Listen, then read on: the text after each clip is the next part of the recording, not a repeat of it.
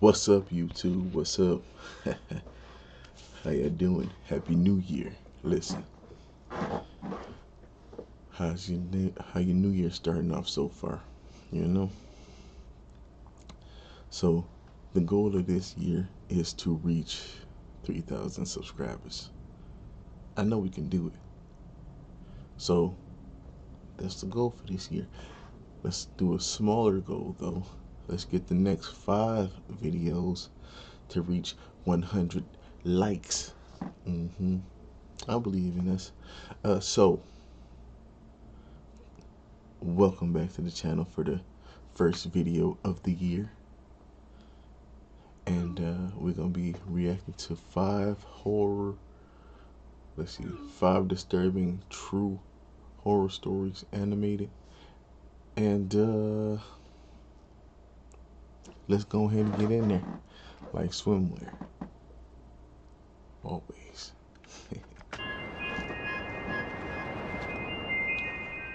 My wife Rosie was a very passionate person. That's what I loved about her. She was a musician, and she used her singing as a way to let out all her feelings. I played bass for her band, and I was more technically skilled than her, but I didn't have the raw emotions that she did. That kind of summed up our relationship. I was the stable one with a steady rhythm, and she was the wild one who made everything exciting. It was a great dynamic. At least, I thought it was. Then one day, I met a guy named David at one of our concerts. Seemingly a great guy, very friendly. He helped me load up my equipment into my truck, and we really hit it off. While Rosie was drinking with her bandmates, David and I really bonded. He quickly became my best friend. He started hanging out at our house a lot.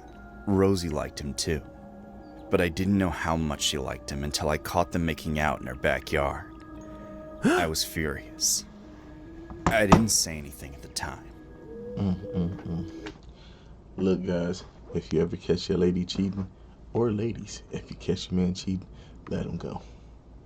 Let him go, because it's not worth being cheated on every single day and being told, it wasn't me, it was them, and it won't happen again, just to be cheated on again. Now, I'm not saying this has happened to me, but I've seen people, I've seen people go through that. I'm just saying, it's a new year, do something different. But that night, I confronted her about it. I'm so sorry. He kissed me and I should have pushed him away. I'll never see him again. She had all these excuses, blaming David for the whole drama. She said she regretted it instantly, and she was planning to tell me about it that night. I stupidly believed her. Turns out, they'd been sleeping with each other already for weeks, but I didn't know that at the time. Our anniversary was right after that, and seemingly to make sure that I knew how much she loved me, she planned this big romantic boat trip. It was a big deal for Rosie because she was terrible at planning out things. The fact that she rented out a boat and organized a big dinner for us out in the bay seemed to prove that her affair with David meant nothing. I still felt betrayed, but I knew that we'd get over it. We loved each other. It was just the two of us on the boat. Rosie had gone through a 3-hour training session so she could captain the boat herself. I was very impressed. We set sail right at sunset and we sang together as we got farther and farther from the docks. It was very romantic. Once we were miles from the shore, she kissed me. I'm sorry, sweetie. I really do love you. I thought she was apologizing for the David thing, but she was apologizing for what she was about to do, what they were about to do. Immediately, the door on the lower deck shot open and David walked out. He had a harpoon gun aimed right at me. He marched over, wrapped his free arm around. I wonder if you're thinking about cheapers, creepers. Around Rosie's shoulder and glared at me. What's going on? Rosie leaned her chin on David's shoulder. She had love in her eyes. Love for him. Just do it, baby. That's when David fired the harpoon at me. It pierced my shoulder, sending me backwards into the water. I was bleeding, confused, splashing around in the ocean. God damn My it. shoulder was throbbing, but the cold was worse. I could see the two of them hugging each other on the deck. Come on, honey, let's get out of here. I didn't see them after that. Seconds later, the engine turned on. They were going to leave me here to drown. My own wife would rather kill me than just ask for a divorce. It's Ex-wife. not like either of us had any money. I wasn't panicking, though. I was too angry to panic. I would not let them get away with this. Ignoring the pain, I swam to the edge of the boat and grabbed onto a rope that was hanging from the side. As the boat headed back toward shore, I held on. 10 minutes. That's how long it took to get back to the dock. During that time, I almost lost my grip over and over, but I refused to let go. I kept kicking my legs and telling myself I was going to survive. I heard their voices on the deck as they tied off the boat and got off. I couldn't make out their exact words, but it sounded like they were practicing what to say when they reported me missing. They were laughing too.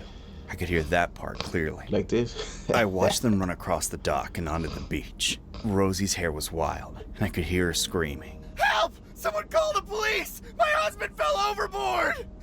I stayed in the water and watched a crowd of people gather around Rosie and David. David tried to look upset, but he wasn't a very good actor. Rosie, meanwhile, was giving the performance of her life. A policeman appeared in the crowd and told her that everything would be okay. He got When I was gonna say, ain't his wound supposed to be bleeding? How thick is a harpoon arrow? This gotta be some kind of alien or something. 'Cause ain't no way. her to calm down and tell him the whole story. She must have practiced it beforehand because she sounded very believable. She told him that I had drank too much and fell off the deck. They looked everywhere but couldn't find me. And because they didn't have their phones, they had to race back to shore to get help. The policeman fell for it. He contacted the Coast Guard and wrapped her in a hug to calm her down. And while she was crying in his arms, I stepped out of the water with the harpoon wound in my shoulder and a smile on my face. David and Rosie didn't see me walk toward them, but the cop did. Excuse me, officer. I need an ambulance. These assholes shot me with the harpoon. So I'm divorced now. I kept the band together and took on the lead vocals now that Rosie's in jail. I'm a much more confident person now. I'm finally able to live my life to the fullest. Plus, I have a really cool scar on my shoulder. What y'all think about that first story? 'Cause she got shot with a harpoon. That's the same thing they was trying to kill Jeepers Creepers with, man. I'm just saying. Oh, And that shows that you can't trust everybody or anybody. Well, I would say anybody, but not everybody, okay? Don't. I still don't know how to tell this story without sounding like the biggest idiot in Chicago, but here goes. Her name was Victoria, but she told me on the first date to call her Wiki, like the website, because Victoria sounds like a princess from a country that doesn't exist anymore. She had that dry Eastern European way of saying things that made you laugh, even when you weren't sure that if it was a joke. 25, born in Krakow. Moved to the States 4 years earlier on some work visa that kept getting extended. She still flew back to Poland every couple of months to remember who I am, she said. Dark hair, green eyes that looked like they had seen some and a little scar on her upper lip that she claimed was from a childhood sledding accident. I believed her. I believed a lot of things back then. We matched on Bumble in late May. First message from her was, "You look like you know how to grill meat. Prove me wrong." Oh, I sent back a picture of the ribeyes that I'd done the week before. She replied, "Good. I only date men who can feed me." I laughed out loud. Red flag. And this clown laughing like he on some Joker gas. She just told you what she want from you. You ain't getting no cake or nothing. In my kitchen. First date was simple because I didn't want to scare her off. walk around Humboldt Park, grab drinks at that tavern on North Avenue with the patio, and then walk some more once the sun went down. It was 95 degrees and humid as hell. We talked about everything. Her dad, who still lived in Poland and sent her passive-aggressive texts in all caps. My mom, who kept asking when I was going to settle down and stop wasting my good years. The fact that neither of us believed in astrology, but we both secretly checked our horoscopes when we were drunk. By 10 o'clock, we were sitting on a bench by the lagoon, fireflies doing their thing. She leaned over and said, "I don't usually do this, but you're not a psycho, right?" "Define psycho," I said. She laughed, grabbed my hand, and pulled me towards her apartment in Logan Square. Inside, she kicked off her sandals, poured us vodka from the freezer, no chaser, like civilized people, and put on some Polish reality show about rich kids in Warsaw.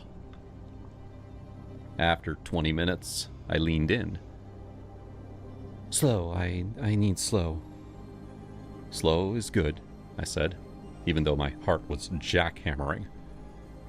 We watched 3 episodes, then 4. At 3 a.m., she yawned and said, "I'm going to bed.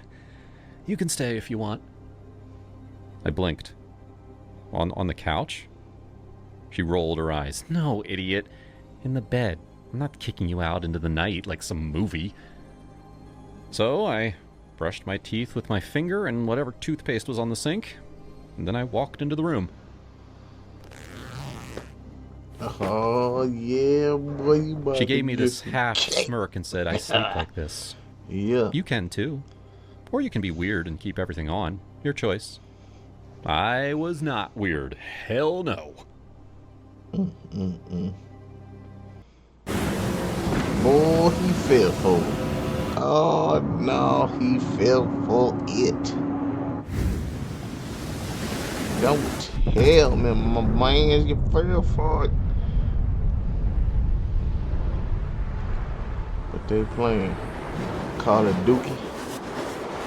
Call of Duty. Enough. He fell She for immediately it. grabbed my wrist.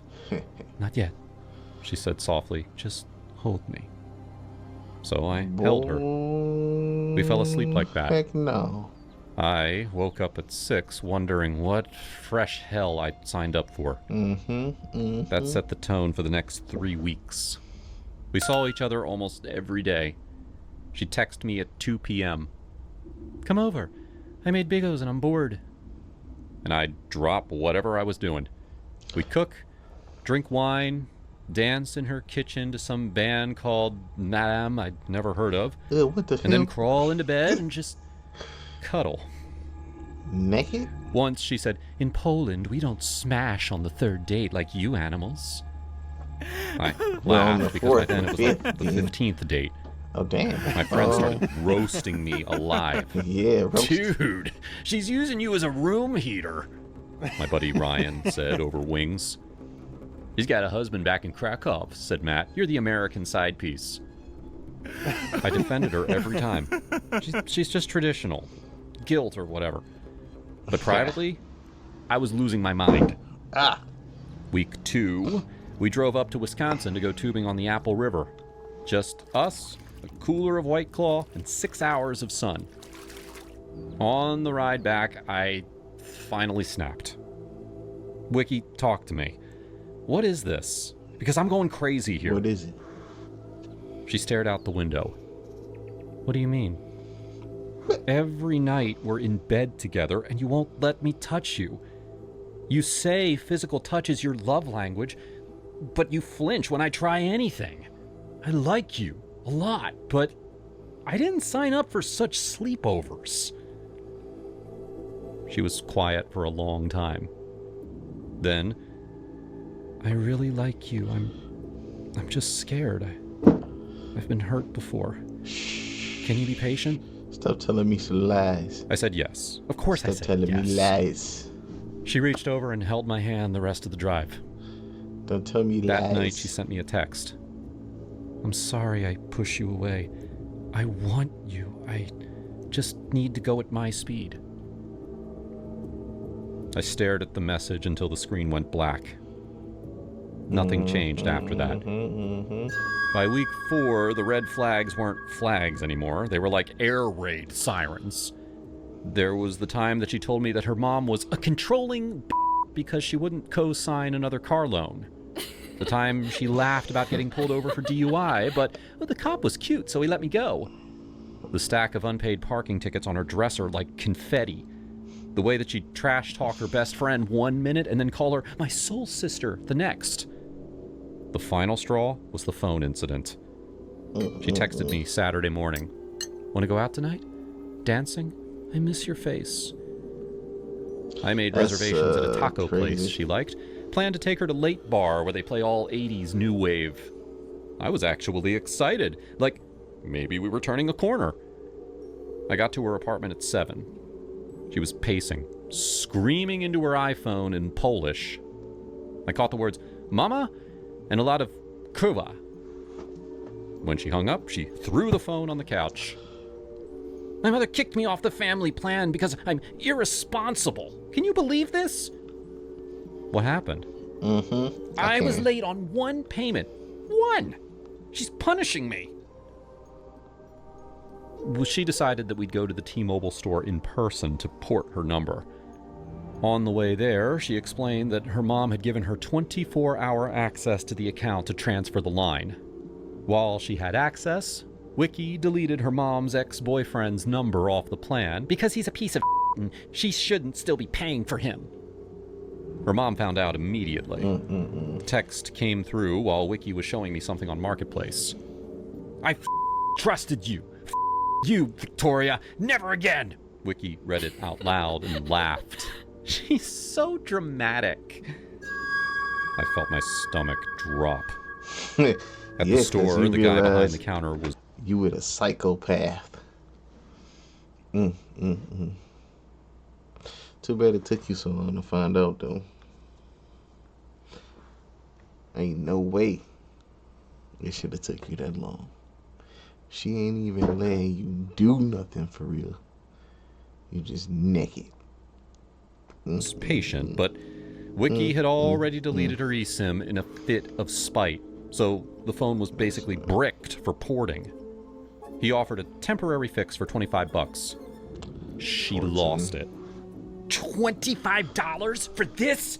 You people are thieves! Ma'am, I don't set the prices. You are a stupid clown! She screamed and stormed out, slamming the glass door so hard the whole wall shook. I stood there apologizing to the poor guy and then walked out. Imagine being able to build an app with your name on it, you not being just on by my thinking screen. about it. Meet Base 44, Imagine. a complete AI... She was sitting on the curb smoking a cigarette that she had bummed off of a stranger. I want to go home, she said. I drove her back in silence. When I pulled up to her building, she turned to me. I'm sorry you had to see that. I just get so angry sometimes. Yeah, I noticed. She leaned over like she was going to kiss me goodbye. I didn't lean in. She got out. That night I texted her. Brother. Hey, Good job. I think we're looking for different things. I wish you the best, seriously. Yup. Take care of yourself. That's how you handle that? She called immediately. I let it go to voicemail. 3 more calls, and then a string of texts. You're abandoning me, like everyone else. Absolutely. I knew you were too good to be true. Don't be out here playing. Thank you for making me feel safe. I blocked her number, deleted Bumble, and drank half a bottle of Jameson on my couch while Total Eclipse of the Heart played on repeat. My friends showed up with pizza and didn't say, I told you so, even once.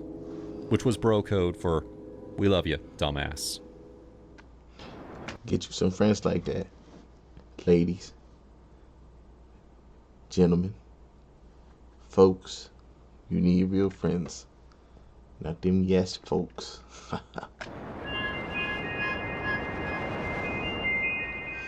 Last year, I bought my first house.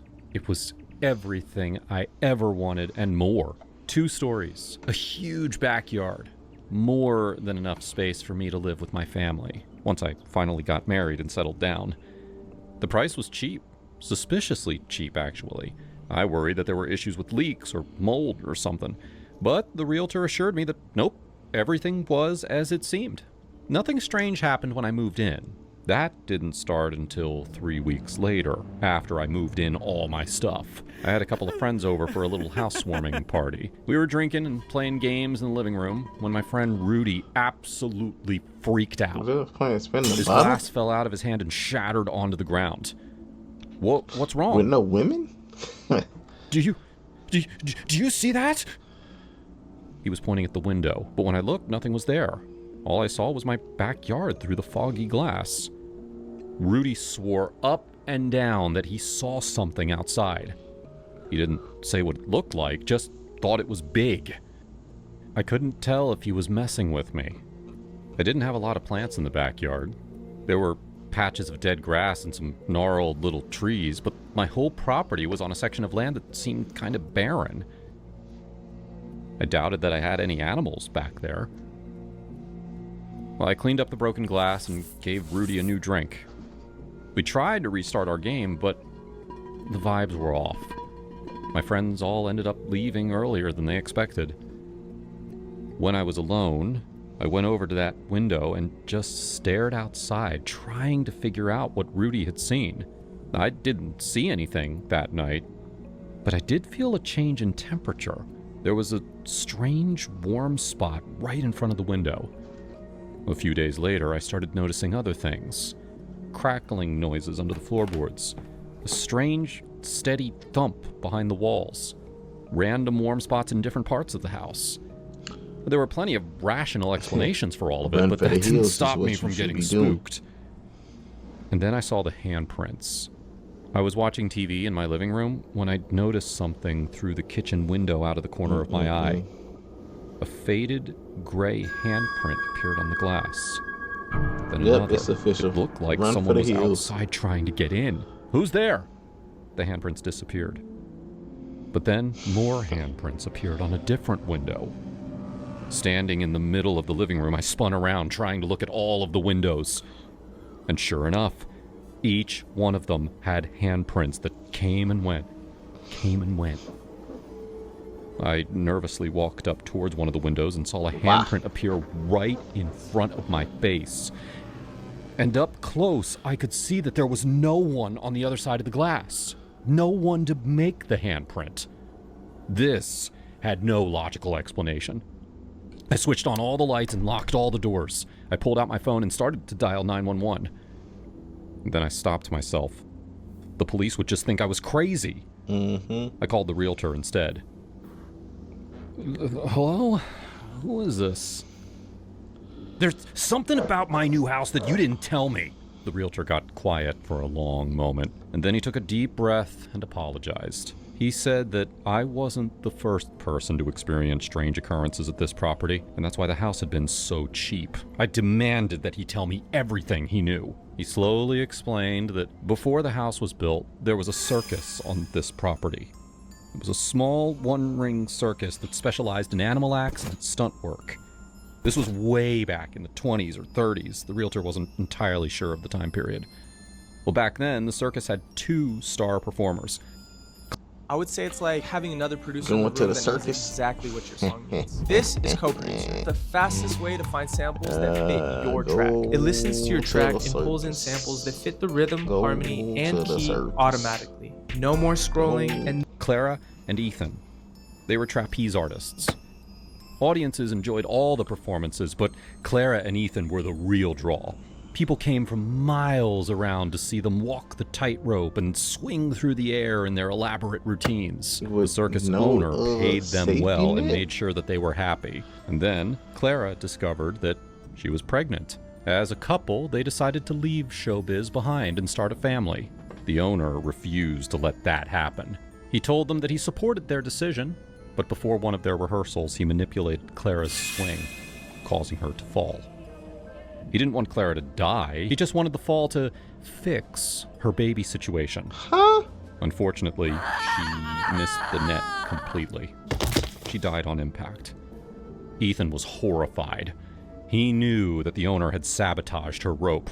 More than that, he knew that the other performers at the circus were aware of the plan. Now, whether that was true or not, we'll never know. But seeing his wife's tragic accident filled him with pure anger at the entire circus. He left for the hospital, vowing to never return. But he did return. That weekend, during the first show without the trapeze artists, with over 100 people in the tent, Ethan freed all the animals, blocked the exits, and set the tent on fire. No one escaped. Ethan was never seen again. He might have fled, but people say he just walked into the fire, and the spot where the circus burned was left abandoned until developers built a house. My house. Well, that was the story, anyway. Now, a week ago, I wouldn't have believed it. But I saw the gray handprints with my own eyes, and I knew that they were from the victims of the circus fire. Forever Did y'all see that person back there in that window? I ended the call without saying anything. What was I supposed to do? I'd sunk my life savings into this house. It was perfect. But the bad energy that surrounded it was too much. I couldn't leave, but I was too afraid to stay. I couldn't sleep that night, or the night after. Eventually, Rudy came over to visit. I told him everything, and he believed me. He was the one other person to see the ghosts. Let's call a priest. Rudy was Catholic. I wasn't. Couldn't think of a better solution, though. So, that afternoon, Father Matthew came over with incense and holy water. Rudy and I followed him around the house as he cleansed each room. Nothing felt different afterward, but ever since then, the haunting stopped. No more strange noises. No more handprints. My life went back to normal. The house turned into the prime hangout spot for all my friends. And over the following months, I forgot about the ghost stuff completely. I'm in a relationship now. I'm dating this great girl named Jade. Yeah. Last week, she told me she was pregnant. Yeah, he got his girl. Nice, pretty brown skin. Look at that. It was the best news of my life. I'm finally going to start a family. But just this morning, I was making her breakfast in the kitchen when I heard her scream from upstairs. I ran into the living room and I found her clinging to the banister at the top of the stairs. Something pushed me. I almost fell.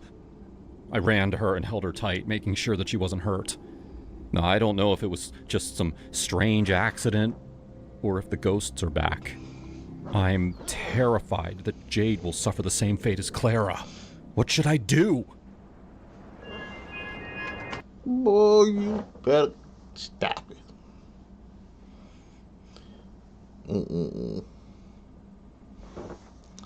What y'all think about that story? Because that's some messed up stuff. This circus, whatever owner, yeah, the circus owner, that guy should be beat. But y'all leave what y'all think about that comment. Alright, about that video in the comments. My bad. See, new gear. My name is Jennifer, and I was an idiot. It was 2 years ago when Caleb and I signed the papers on the foreclosure. We were young and optimistic. But optimism doesn't stop a screwdriver from prying open a window frame at 2 in the morning. The night it happened, the humidity was stifling. Our AC unit was on the fritz again, another joy of home ownership, so the air in the bedroom was thick and heavy. Caleb was pulling a double shift at the plant, leaving me alone in the creaking, settling skeleton of a house.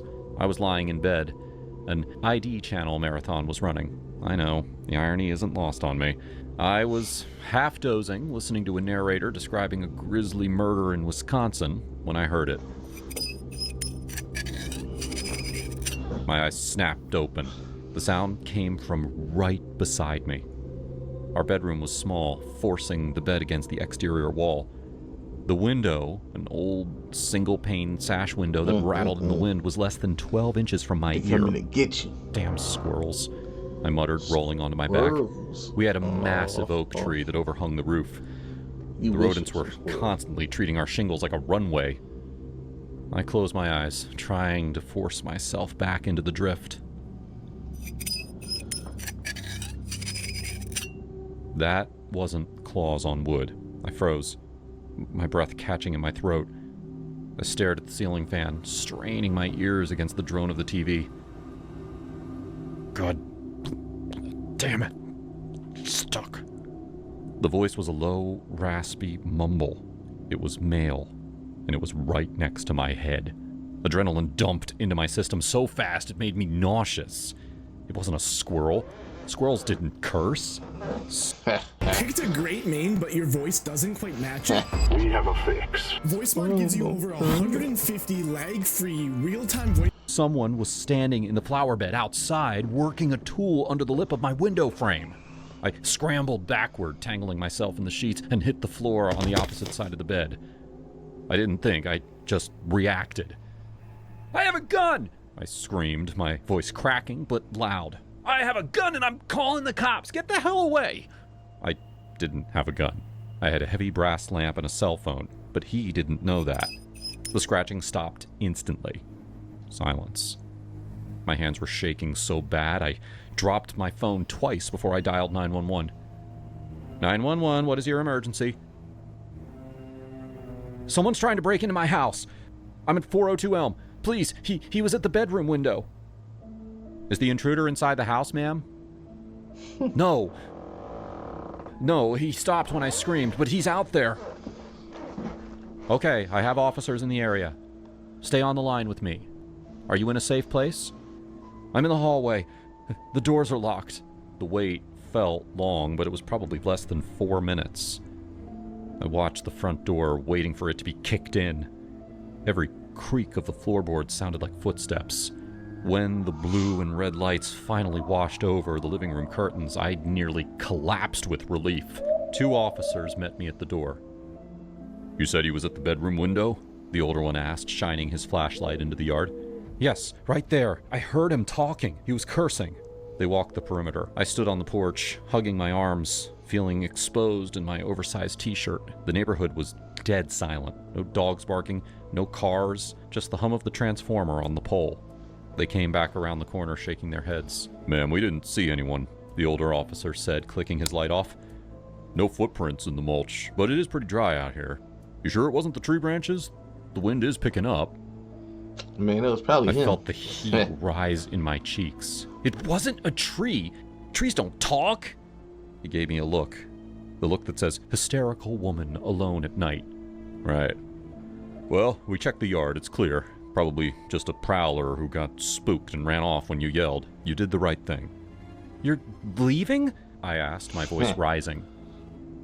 "We can't stay, ma'am, unless we find someone." Fire patrol's on way. Just then, the radio on his shoulder crackled a light.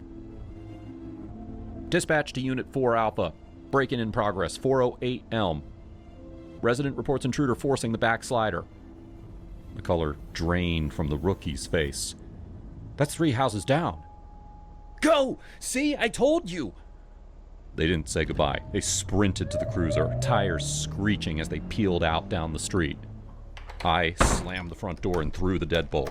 I checked the lock 3 times. Then I checked the back door. Then the windows. I went back to the bedroom to get my phone, but I couldn't stay in there. The window felt like a gaping eye. I grabbed the duvet and dragged it to the living room couch. I dialed Caleb. Gulping. "Jen? Everything okay?" That's why It sounded you need exhausted. blinds on your windows. No, it's not. Someone tried to get in, Caleb, through the bedroom window. "What? Are you hurt? Did you call the police?" I'm fine. The cops just left. They didn't believe me until a call came in from the neighbors. Caleb, I'm terrified. Please tell me you're coming home." "I'm leaving right now. I'm clocking out early. I'll be there in 20 minutes. Stay on the phone with me. Please, just talk to me." "I'm right here, babe. I'm getting in the truck. Lock the doors." "They're locked. I checked them twice." For the next 15 minutes, we talked about nothing. He described the traffic. I described the show that I had been watching. Anything to fill the silence in the house. Every shadow in the living room looked like a man standing there. Okay, I'm turning off the highway. I'm almost there. Thank God, I whispered. I sat up on the couch. Our backyard had a wooden ramp leading up to a shed where Caleb kept his tools. It was right next to the back door. The wood was old and warped, and it made a very distinct, hollow thud clump sound when anyone walked on it.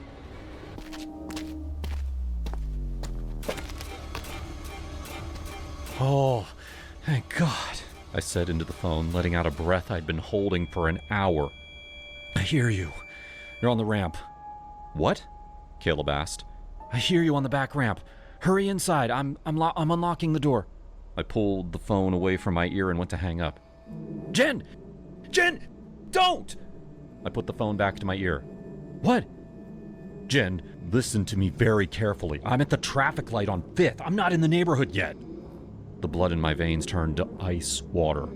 The world tilted on its axis. Oh, you was about to let him in, huh? Come on in.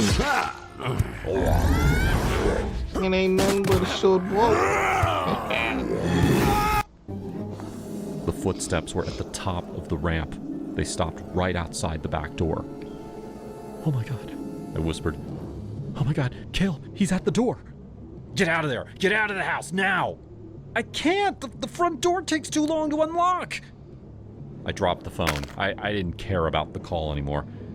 I backed away from the kitchen, staring at the doorknob of the back door. Is it locked? It rattled. Just a gentle jiggle at first, then a violent twist. The wood of the frame groaned as a shoulder slammed into it from the outside.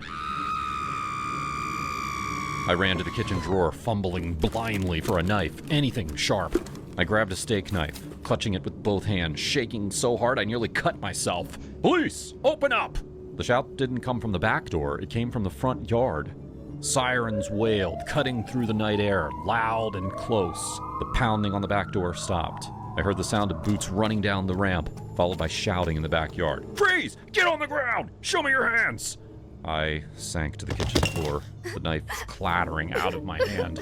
I curled into a ball, sobbing, unable to breathe. Minutes later, or maybe seconds, time was broken. Caleb burst through the front door. He didn't even shut it behind him.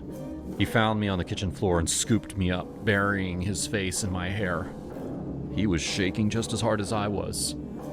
I've got you. I'm here.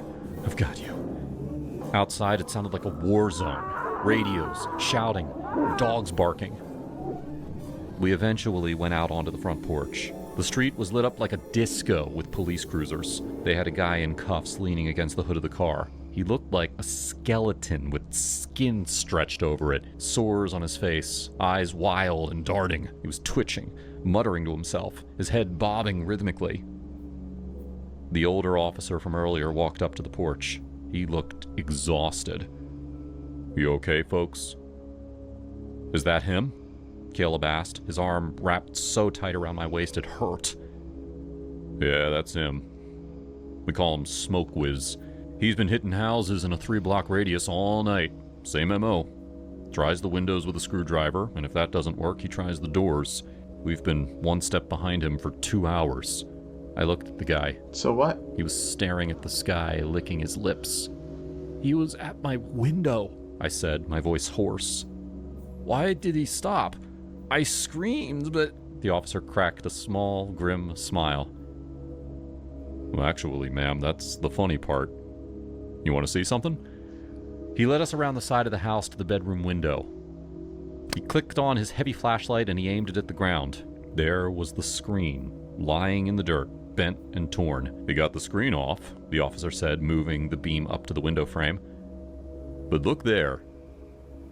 In the upper corner of the window frame, tucked between the glass and the brick mold, was a pulsating, angry gray mass. A wasp nest. A big one. He pried the screen off and he stuck his hand right into the hive. The officer chuckled. We found him with his left eye swollen shut and welts all over his neck. Oh, man. That cursing you heard wasn't because the window was stuck. He was getting lit up by about 50 of these little bastards. I looked at the nest. I hated wasps. I was usually out there with a can of Raid the second I saw one. But tonight, looking at those angry, buzzing stingers, I felt a strange surge of affection. He disturbed the wrong house, Caleb said quietly. Yep. The officer nodded, hitching up his belt. Between your scream and the wasps, he decided to try his luck down the street. Saved you a broken window, at the very least.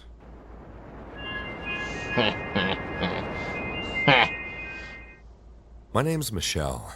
Last December, my long-term boyfriend Kai finally proposed. Okay. We've been together for years, but it still came as a surprise. Even though we loved each other very much, I knew that his mother didn't approve of our relationship. She grew up in Japan, and she wanted her son to marry a nice Japanese girl instead of an American like me. I said yes, of course. Kai was the love of my life. The day after our proposal, Kai took me to his mother, Miko, so that we could share the news. We were both pretty nervous about how she would react. Miko smiled as we told her, but I could tell that she was disappointed. Yeah, Eventually, she said that she'd approve of our marriage if she could take a look at our palms. Miko was very superstitious, and she believed that the lines in our palms would tell if we were compatible. I didn't know if palm reading was part of her culture or if she was just using it as an excuse to split us up. I didn't want to show her my palm, but I also didn't want to upset the future mother-in-law. So the three of us sat at our kitchen table. Kai and I placed out our right hands on the table, and Miko examined the lines in our palms. After a long, awkward moment, she sighed and said, "I'm sorry, but this isn't a match. I will not approve of this marriage." Kai looked horrified, but he wasn't brave enough to argue with her. I wanted to say something, but Kai grabbed my arm and we left. Wix gives you the power of AI to build the website you need. It's full business functionality and a design tailored just for you. Customize every element of your website. On the car ride back home, I told Kai that we should just elope. I said that his mother would come around eventually. Kai didn't speak for a while. Then he smiled and said he had a plan.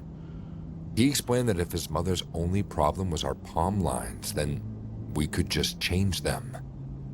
His cousin was a plastic surgeon, so I could go to him and get my palm lines redrawn. I'd never heard of this before, but apparently a lot of people in Japan get this kind of surgery. A surgeon burns a new line into the palm. I guess a lot of men do it to change their wealth lines, and women do it to change their love lines. Kai made it seem like it was a normal thing. No, I told him. I was a professional pianist, and I didn't want to do anything to mess with my hands. No matter how safe the surgery was, I didn't want to risk it, just because his mother was being difficult. I thought the conversation was over, but Kai kept begging me to reconsider.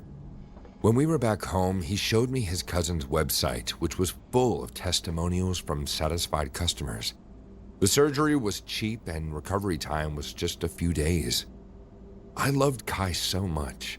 Even though the idea made me very uncomfortable, I eventually gave in. Wow. Kai called up his cousin and scheduled my appointment for next week. See, that's y'all problem. Y'all fold too easy. You fold way too easy.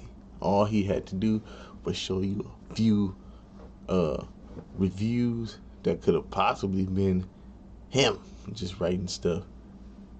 And bam, hook, line, and sinker. You down for the surgery. As the surgery got closer and closer, I got more nervous. Every time I practiced my piano, I kept thinking about my poor hands. The website said that there was virtually no risks to the surgery, but I had this horrible feeling that something was going to go wrong. On the morning of my surgery, Kai left the house to go shopping for all my favorite snack foods. He wanted to pamper me after the operation. While he was gone, I went online once again to read about the recovery process, and I wanted to prepare myself. Because my laptop was having issues, I used Kai's computer instead.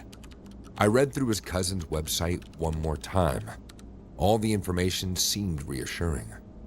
I was about to close the laptop when I saw that Kai's WhatsApp messages were still open. I knew it was none of my business, but something compelled me to look. I saw that Kai had been messaging his mother multiple times in the last few days. It was all in Japanese, so I couldn't read it. I knew that he would tell her about the surgery, so I figured that that's what they were talking about. Just in case, I opened up Google Translate and copied their last few messages into the text box. What I saw made me want to throw up. His most recent message was, "After today, I'll have the perfect housewife." I translated more of the messages and found out that Kai and his mother had planned to sabotage my surgery. He wanted to mangle my hands so that I'd have to give up being a pianist. I couldn't tell if this was Miko's idea or Kai's, but either way, he was willing to mutilate me just so I'd lose my career and become a dutiful housewife. I clicked on his WhatsApp messages to his doctor cousin. Thankfully, those were in English, so I didn't need to translate. Unlike Miko, his cousin sounded very uncomfortable with the idea of purposely botching the surgery. But I saw that Kai had agreed to pay him thousands of dollars. I'd never felt angrier in my life. I thought Kai loved me. How could he do this to me? He still hadn't returned, and my surgery was only a few hours away. I looked up his cousin's number and called him directly. I'd never talked to him before, but he seemed like a good guy who was forced into a terrible situation. I told him that I'd discovered it, and he begged me not to tell anyone. He said his practice was failing, and he desperately needed Kai's money. I thought about calling the police right then and there, but then I thought of another plan. I told him that I'd double the money if he gave me a different surgery instead. I'd use Kai's money, of course, enough to drain his bank account completely. We hashed out our plan right before Kai returned from the supermarket. An hour later, Kai drove me to the clinic. In the waiting room, I asked him one more time if he thought the surgery was safe. He looked me dead in the eye and told me that there was nothing to worry about. I smiled and said, okay. When the doctor took me into the operating room, he made Kai wait outside. Then, he started the surgery, but he didn't operate on my hands. When I walked out to the waiting room with Kai, almost fainted. Thanks for paying for the operation, I told him, but I think we should see other people. So, this is the original creator of these videos. I'm glad you joined me for this reaction today. I am your host, Mr. DJ After Dark. Now, let's reach them goals together. And again, Happy New Year to you. This is the first video of the new year. Let's grow this channel to the biggest channel on YouTube, the biggest reaction channel on YouTube. And until next time, I love you. Peace.